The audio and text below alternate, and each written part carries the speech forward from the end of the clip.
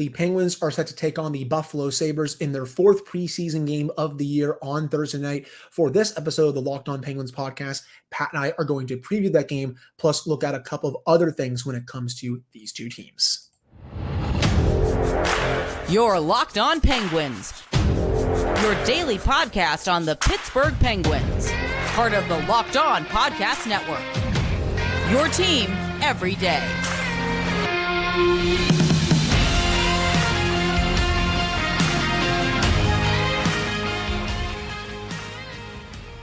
Hello, welcome back to another episode of the Locked On Penguins podcast. I am one of your hosts, Hunter Hodes, joined as always by my co-host, Patrick Damp. You can follow me on Twitter at Hunter Hodes. You can follow the show's Twitter at LO_Penguins, and you can follow Pat on Twitter at @SynonymForWet. Of course, thank you all so much for making this your first listen/watch of the day. And it's another Penguins game day, their fourth preseason game of the year at PBG Paints Arena against the Buffalo Sabres. Most of the A squad is playing tonight, save for a couple of people. Even Tristan Jarry, the starting goaltender, he will be getting the entire game per head coach Mike Sullivan. And the lines here, pretty intriguing to say the least, Pat. Remember when the Penguins announce who's going to be there for the games, not everyone is going to be playing. They usually have a couple of extras for forward and defenseman, and you're going to see both for this one. But for the lines, as we said yesterday, Rickard Rakell with Sidney Crosby and Brian Rust, Riley Smith with Evgeny Malkin and Alex Nylander, Drew O'Connor with Lars Eller and Matt Nieto, which could be a preview of the third line to come later this year, Austin Wagner with Noah Chari and Jeff Carter, that could be a preview of the fourth line. Defensively, Ryan Graves, Chris Letang, Marcus Pettersson, Erik Karlsson, and Ryan Shea and Chad Ruhwedel will be the third pairing. We'll have more on the third pairing a little later on in the show. When you look at this lineup, Pat, what really stands out to you? I mean, I think we're taking a really interesting look here at what's probably going to be the opening night lineup, all things considered. Just sans Jake Guentzel, who's still working his way back from an ankle injury this past summer. So, yeah, I mean, I'm excited to watch this game. We'll get into it a little more in the next segment, but this is a chance for this team to really show what these new additions can do and what it can do when it's at mostly full strength. Right. And we'll also get to see Rickard Rakell on his off wing, it looks like. And I'm really intrigued about that. He can be set up for more one-timers from that spot. We haven't really seen him play on his off wing too often as a member of the Penguins ever since he was acquired from the Ducks. But again, considering what Mike Sullivan just said about how he prefers his wingers on their offsides, this is the time to experiment with that. And I think Rakell can be just as good on the left wing as he is on the right, because, sometimes some players are a bit iffy about playing on their off wings. I don't think Rakell is, especially with his shot, his vision on the ice as a whole. I think he can really kick a lot of butt on the left wing. He reminds me a lot of a slightly better Jason Zucker to where, or in a similar vein to Brian Rust, to where it doesn't really matter where you put him in the top six or even the top nine. He can find a way to be effective. He's a kind of player that I think Crosby likes playing with. He has a very good shot. He has some good straight line speed. He's not afraid to go to the net. And those are players we've seen throughout the last 16, 17 years really thrive with Sidney Crosby. Add in the fact that Rakell has a nice little bit of a scoring touch, and I don't think it's going to be that difficult of a fit.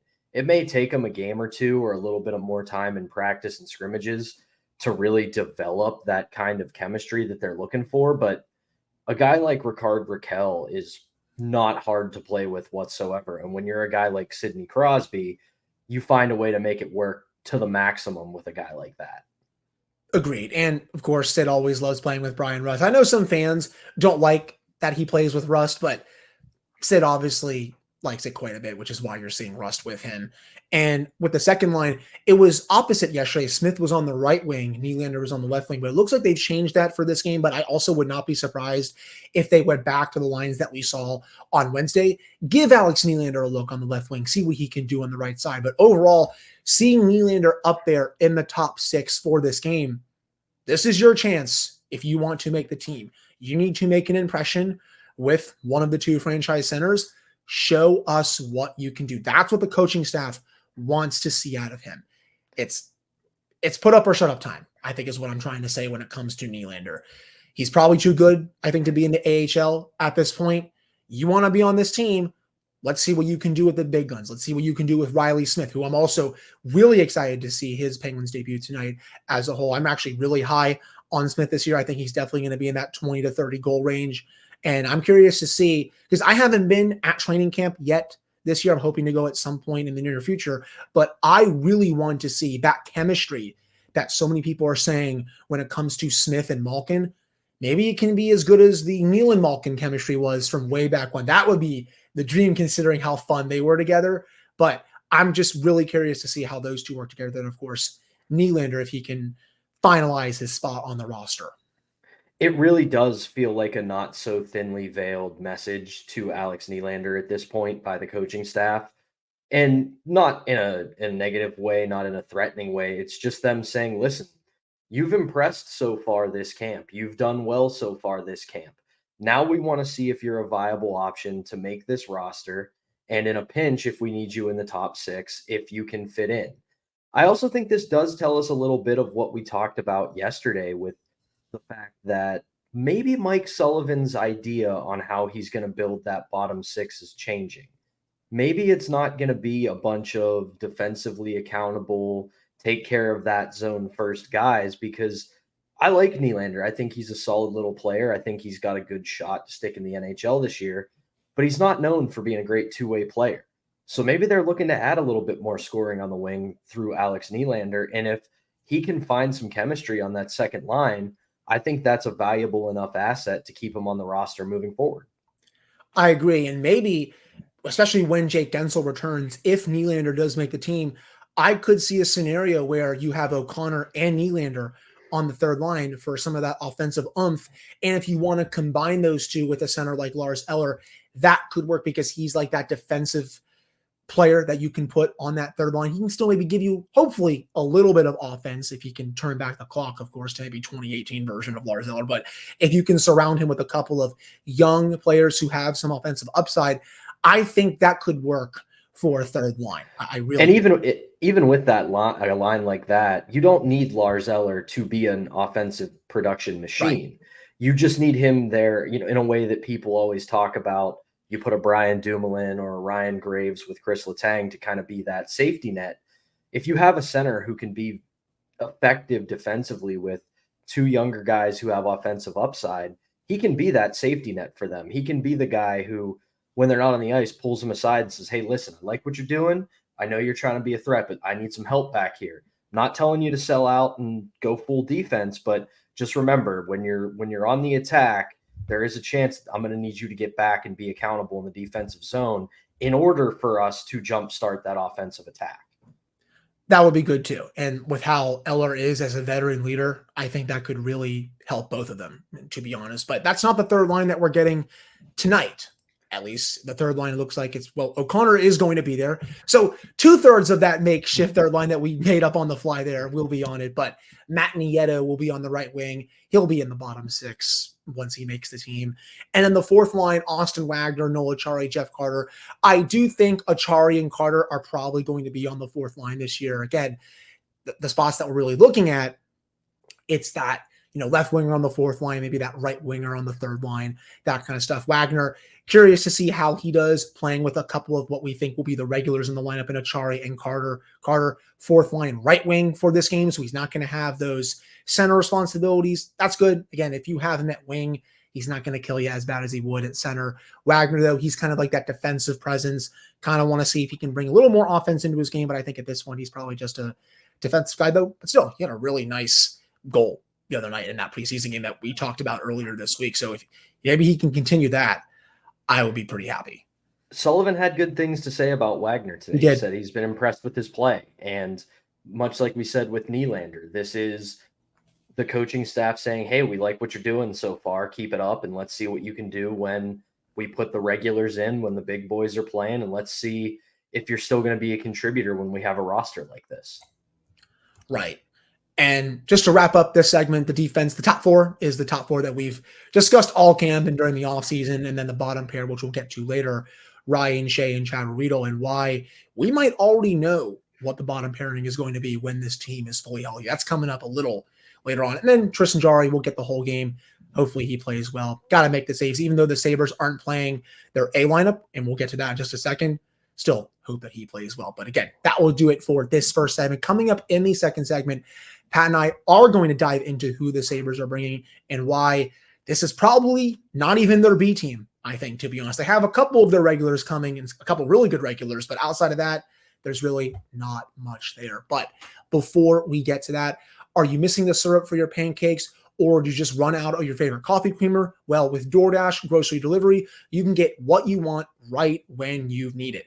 You've trusted DoorDash to deliver your restaurant favorites, and now you can get grocery delivery that actually delivers too. With thousands of grocery stores to choose from, you will find the best in your neighborhood and boost your local economy with each and every order.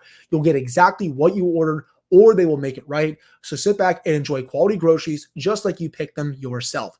You can get 50% off your first DoorDash order right now, up to a $20 value when you use code LOCKED at checkout. It's a limited time offer, terms apply. That's a 50% off up to $20 value, no minimum subtotal, and zero delivery fees on your first order when you download the DoorDash app and enter the code LOCKED. Remember, one more time, that's code LOCKED for 50% off your first order with DoorDash. All right, we're back here in this episode of the Locked On Penguins podcast. I am Hunter Hodes. That is Patrick Damp, as usual, my amazing co-host for this show. But for the Sabres, bringing their lineup in 13 forwards, 7 defensemen, 3 goalies. They're not even bringing Devin Levi in net. It looks like it's going to be Eric Comrie starting one of their backups. Defensive-wise, Owen Power is not going to be playing. Rasmus Dahlin is not going to be playing. So that's unfortunate for me because I love watching Dahlin and Power. One of their only regulars that I think they're bringing is Jacob Bryson. I really do not know who these 6 other defensemen are. I apologize. Forwards-wise, though, Zach Benson is coming, who Penguins were 1 pick away, I think, from probably taking him over Braden Yeager. I will die on that hill. I like Yeager. I think he's going to be a really good prospect for the Penguins. But if Benson was there at that pick, I still firmly believe that Kyle Dubas takes him, and he's looked really good throughout the preseason in the camp for the Sabres. I'm excited to watch him tonight. Other regulars that they're bringing, Zemgus Girgensons, he's been in the lineup for quite a bit. Jordan Greenway, who the Sabres acquired over the offseason. Casey Middlestat, who has finally developed into a quality center in the NHL. He was a bit slow coming out of the gate, but he had a really good year last year. Mm-hmm. And then, of course, the one, the only, Tage Thompson with that ridiculous shot that he has. So Tristan Jarry won't be tested as much as maybe we thought on Wednesday, but when you have Tage Thompson on the ice, you always got to be aware of him. 2 things on this. One, like you said, first and foremost, Zemgus Girgensons, perfect Yinzer name. I wish we could have him in Pittsburgh just to hear the Yinzer accent. Hey, Molsey, what do you think about that Zemgus Girgensons? And then the other thing, and then I'll get into actual serious analysis of this. If you want to feel old, the Buffalo Sabres are dressing 20 skaters tonight, according to this lineup. 50% of that lineup was born after the year 2000. Oh, Jesus Christ. I mean, you make me feel old now, and I'll be 26 in 2 months. Good Lord. I looked at the lineup today, and I was looking at the birth dates because the Sabres didn't put out like a pre-made social media graphic. They literally just tweeted out a screenshot of like the media guide lineup that you're going to get in the press box tonight. And all I saw was like 2005, 2000, 2002, 2002, 2004, 2003, 2002, 2003, 2001, 2003. And I was like, oh my God, like, but at the same time though, looking at this roster, obviously Tage Thompson, always a threat. Casey Middlestat has really finally found his stride as a center in the National Hockey League. He had 1 foot in the bust category, and it looked like he was going to dive right in with the other as of just a couple years ago. But now this guy, pretty darn good center, middle 6 center for your team. And I mean, this is, for me, I look at this and I don't want to say, because I don't want to get cold takes exposed on this, but this could be a glorified scrimmage for the Penguins tonight when you compare the rosters. Now they got to show up and play. They can't show up and look at this roster and go, We got Crosby, Malkin, Letang, Carlson. Who cares if this Sabres roster shows up? This is one of those things, and I know it's preseason. They're not going to be in that mood. These guys don't give a damn about preseason or winning the division or anything like that. Their goal is a Stanley Cup. But this is a moment where you can have a roster this good and say, we are taking on an inferior team. That needs to be apparent. I want to see some killer instinct from some of these bigger guys. I know it's preseason. I know you don't want to get hurt. I know you don't want to overextend yourself, but this is an early chance in the preseason because and we're two of the people who do it that love to overanalyze things. Yeah. If they go out and beat the crap out of this team, there might be some headlines tomorrow and next week that go, are we not talking about the Pittsburgh Penguins enough? I mean, you got to be careful with that, though, because, and I hate to bring this up, it's kind of similar with the Steelers during the preseason, right? When they lit the world on fire, and then you start the regular season, and Matt Canada still stinks. Again, I don't think that's going to be the case here with the Penguins, but you got to be careful with just over-analyzing preseason hockey in general. I guess that's the point. I'm trying to just comparing it to preseason football. You don't want to over-analyze it that much. And also, I don't think the Penguins have a coach as bad as Matt Canada on the Steelers. Just putting that out there. But overall, I agree with you, though. We have seen, even this year, when the Penguins have played some of these other teams like the Red Wings or even the Blue Jackets in that second game, who have started a lot of their regulars, the Penguins have still given those teams fits, even with a glorified AHL team out there. And the Sabres tonight, most of this, I think, is their AHL team, but they still have a couple of regulars. That said, the Penguins should still win this game. You're right. I want to see that killer instinct. I want to see how these new guys are meshing with some of the core players. I also want to see the power play. I want to see if it was as bad as some people made it out to be yesterday. The legendary Josh Yohe came into my mentions to tell me, oh yeah, it looked terrible after I got excited about seeing Crystal Tang in the Phil Kessel spot. Well, I want to see what it looks like tonight live. I want to see if they worked out the kinks from that practice into this game, because I'm sure they will get at least a couple of opportunities on the power play. I want to see what that looks like going up, even though we'll be going up against a lot of AHL guys.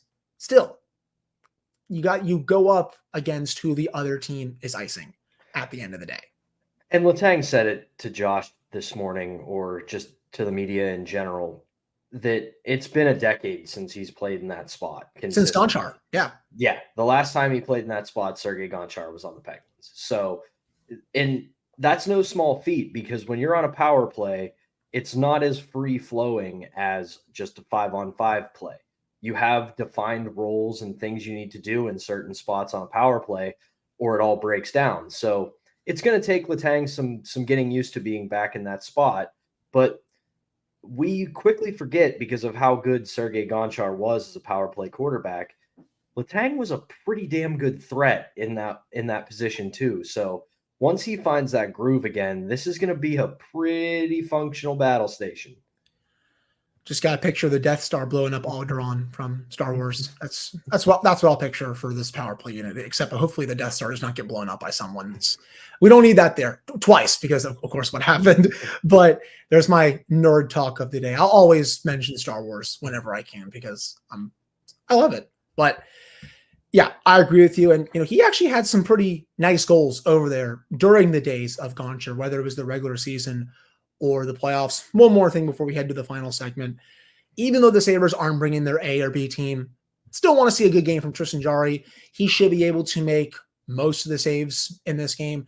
I know you might have the occasional ripper from Tage Thompson, because he can really fire the puck, but I still want to see him have a good game. Make the saves you need to make, start showing the fans that you're healthy and that it's going to be different this year compared to last year. Yeah, you don't want to see him give up any stinkers. You know that he's going to knock some rust off because he hasn't played a game yet. But at the same time, this is a game where, similar to what I've been saying about the young guys playing in the B squad games, this is a game where he has to come out and be one of the better players. He needs to have a strong showing. Give up one or two, it happens. It's the modern NHL. Rare is it that goalies steal games anymore, with the exception of one or two of them. So just needs to have a solid game. Right. I agree. Looking forward to seeing him, and just looking forward to seeing this game overall. But that'll do it for this segment. Coming up to end the show, Pat and I are going to discuss the bottom pairing for this contest and what it may mean for the Penguins going forward. That's coming up right after this. All right, we're back here on this episode of the Locked On Penguins podcast. I am Hunter Hodes, joined as always by Patrick Damp. So it looked like we were going to have a P.O. Joseph, Mark Friedman pairing until Mike Sullivan was like, nope, they're going to be resting tonight.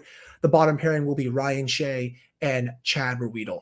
And I know you said on Wednesday, Pat, that you had no idea who Ryan Shea is. And I'll admit, I don't know that much about him either, but he's never played in Wilkes-Barre before. And he's also never played in the NHL before. The last 3 seasons, he has been in the AHL for the Texas Stars, so part of the Dallas Stars system there. This past year, played 70 games, 7 goals, 28 points. The year before, 3 goals, 32 points, played his college hockey at Northeastern University.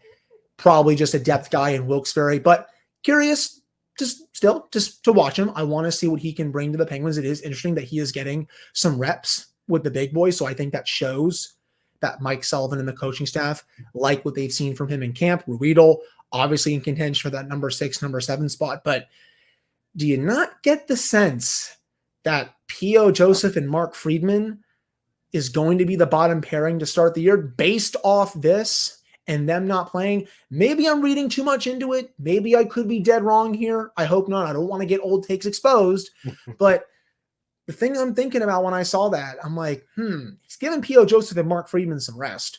Are these the 2 regulars in 2 weeks?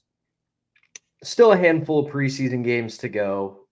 A lot of things can change in the next week and a half. Right. But it does feel like they've kind of made up their mind. And let's be honest here. Of 6 spots on the defense, 1 was up for grabs, and it was number 6.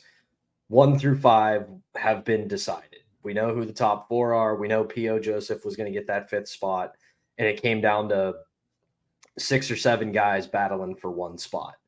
And I do think, in a way, I think it's probably the job of Mark Friedman and Chad Ruhwedel once the season starts, because I said it about Ruhwedel earlier this week, being a guy who can sit for a week or 2 at a time, come back in and still be effective is a valuable skill to have. And the same thing can be said for Friedman, because the type of game he plays is all energy. It's all energy. It's physical. It's agitating. It's getting under the opponent's skin. And he's good enough positionally and defensively that you can deal with some of that. So I think it's going to be a split between those 2 once we get to the regular season in a couple of weeks. That would be interesting. Now, I'm curious so you say it's a split. You think both those guys will get quite a few games this year? You don't think it's just going to be Mark Friedman playing, 65, 70 games, and then Ruhwedel gets the other, but you think it's going to be split down the middle? Just to catch up what you're saying. I think in a way, yeah. I don't think they're going to actually put any sort of like concrete number on it, like 41, but it kind of feels like, okay, when you can see that Friedman's starting to maybe fade a little bit, all right, let's pull him back. Ruhwedel gets a couple of games. Once he starts to fade, let's pull him back, put Friedman back in.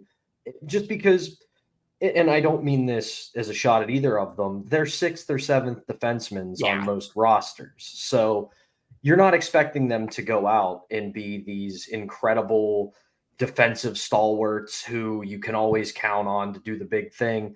You just need them to not make the big mistake. That's it. They don't need to be incredible. They're your 6th defenseman. Right. And I don't think either of them are AHL guys anymore. Chad Ruhwedel never really was. Friedman was for a little bit.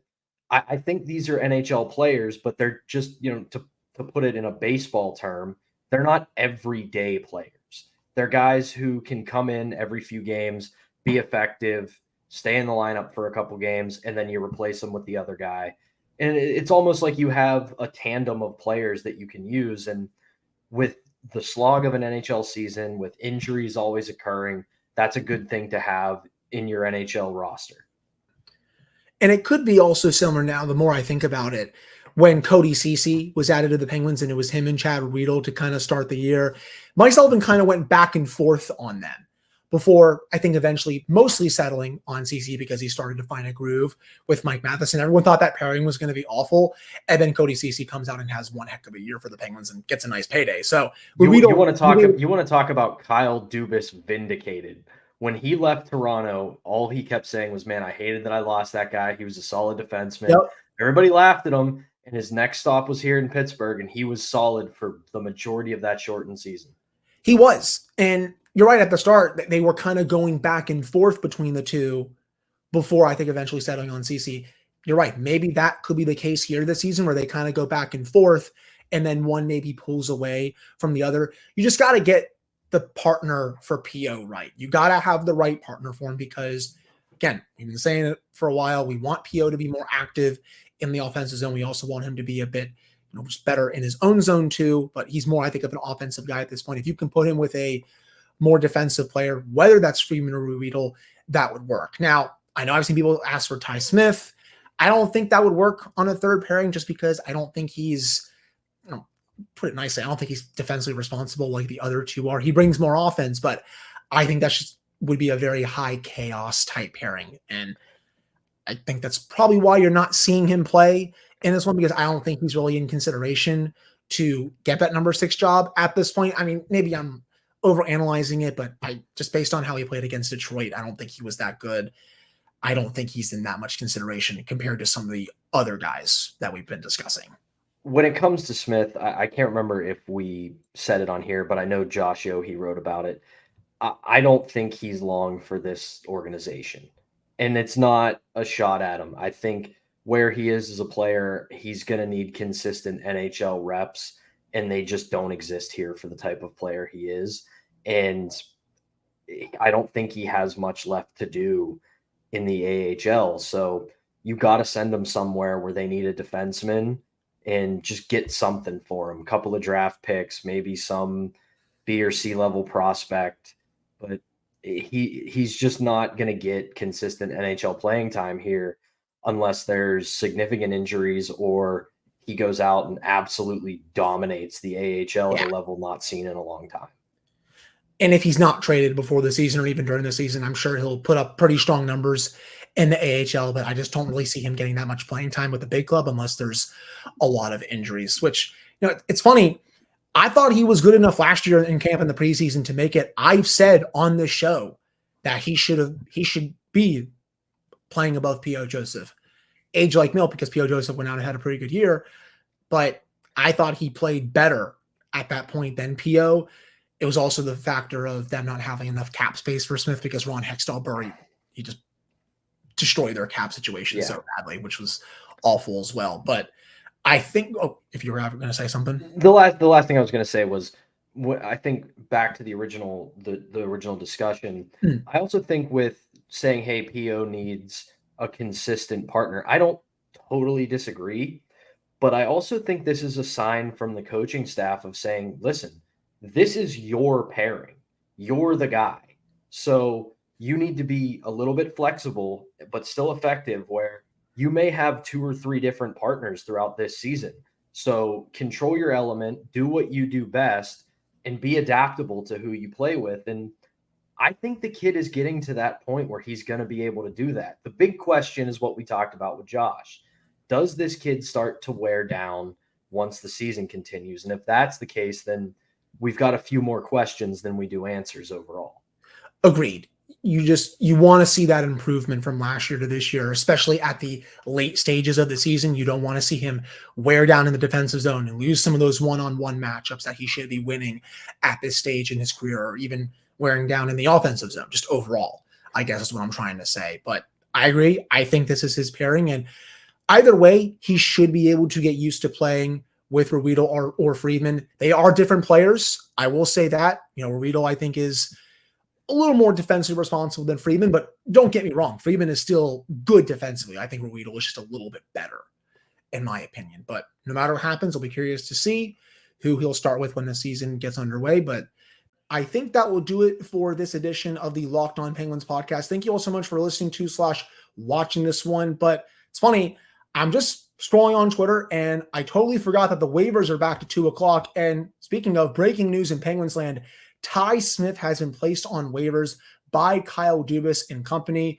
So as we just discussed, P.O. Joseph has won that job. And with Smith, they probably could not have found a trade partner for him. So they're putting him on waivers to see if maybe a non-playoff team will claim him. A couple other players that we'll get to in just a second were placed on waivers too. But the big news, Pat, Ty Smith on waivers. Yeah, that kind of sums it all up, doesn't it? That kind of looks like his time here is done, or at the very least, he's gonna spend a good amount of time in Wilkes-Barre this year, and looks like it's P.O.'s job. Yep. I mean, in case there was any doubt among people that he was going to win it, well, you can put that aside now because P.O. Joseph has won that number 5 spot, even though it was probably not much of a competition to begin with because P.O. blew past him, I think, during camp in the preseason. A couple other players who were also placed on waivers by the Penguins: Taylor Fedun, Jonathan Gruden. If they'll clear, they'll head back to Wilkes-Barre. Xavier Ouellet, same thing. And then Rem Pitlick. So it looks like he did not do enough to win a bottom 6 job during training camp in the preseason as well. Yeah, we're getting a much clearer picture of the roster as we get closer to the season. I am kind of surprised that they weren't able to find some sort of suitor for Ty Smith. The not expensive, has some upside, but it's the way this season is, man. The salary cap is handcuffing everybody. Right. And I apologize to Ty Smith, but what a failure of a trade that was from Ron Hextall. I hate to bring up Ron because he hasn't been on the job for a long time now, but what an absolute failure of a trade that was, giving away John Moreno for basically peanuts there. But I think that will do it for this edition of the Locked On Penguins podcast. We'll be back with another episode for you all on Friday, recapping the game against the Sabres and seeing if anyone claims Smith on waivers. I do think a non-playoff team should claim him and give him minutes for this season. We'll see if anyone else gets claimed on waivers that Kyle Dubas just put on there. But again, thank you all so much for tuning in. Really, really appreciate it. We'll be back on Friday.